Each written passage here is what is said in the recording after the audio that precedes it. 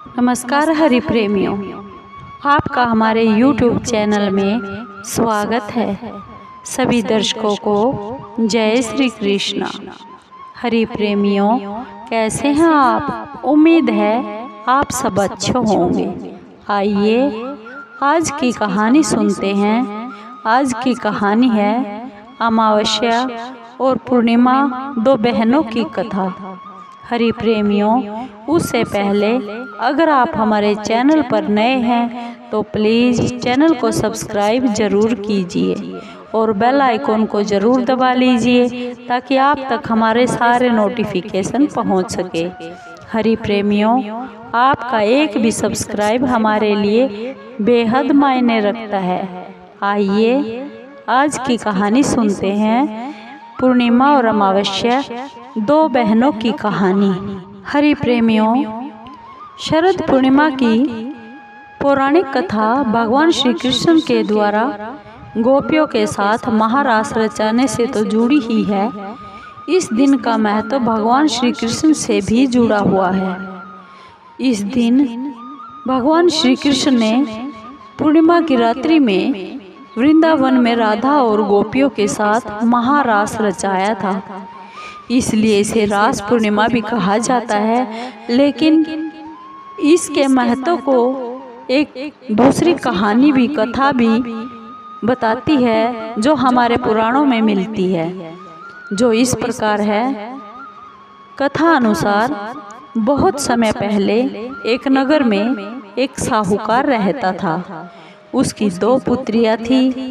दोनों बेटी पूर्णिमा का व्रत रखती थी, लेकिन छोटी पुत्री हमेशा उस व्रत को अधूरा ही रखती और दूसरी हमेशा पूरी लगन और श्रद्धा और भक्ति के साथ पूरे व्रत का पालन करती थी। कुछ समय के बाद दोनों का विवाह हो गया।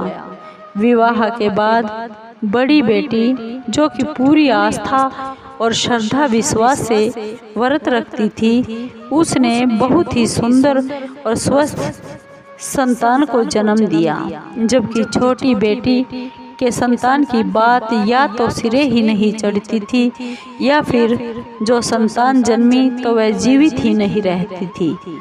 वह बहुत ही परेशान रहने लगी। उसके साथ साथ उसके पति भी बहुत दुखी रहते थे। उन्होंने ब्राह्मणों को बुलाकर उसकी कुंडली दिखाई और जानना चाहा कि आखिर उनके साथ ऐसा क्यों हो रहा है।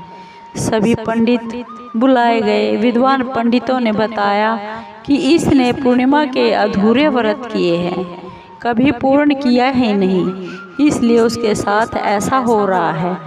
तब ब्राह्मणों ने उसे पूर्णिमा की व्रत की विधि बताई और अश्विन मास की पूर्णिमा का उपवास रखने का सुझाव भी दे दिया।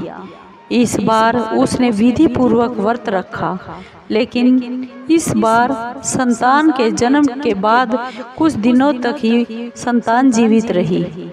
उसने अपने मरे हुए बच्चे को पीढ़े पर लिटा दिया और उस पर कपड़ा ढक दिया और अपनी बहन को बुला कर ले आई और बहन को लाकर बैठने के लिए उसने वही पीढ़ा अपनी बहन को दे दिया। जब बड़ी बहन ने उस पीढ़े पर बैठने ही वाली थी कि उसके कपड़े उस बच्चे को छू गए और बच्चे की रोने की आवाज़ आने लगी। उसकी बड़ी बहन को बहुत ही हैरानी हुई और बोली कि तू अपनी ही संतान को मारने का दोष मुझ पर लगाना चाहती थी। अगर इसे कुछ हो जाता तो? तब छोटी बहन ने कहा, यह तो पहले ही से मरा हुआ था, आपके प्रताप से ही यह बच्चा जीवित हुआ है, बस फिर क्या था।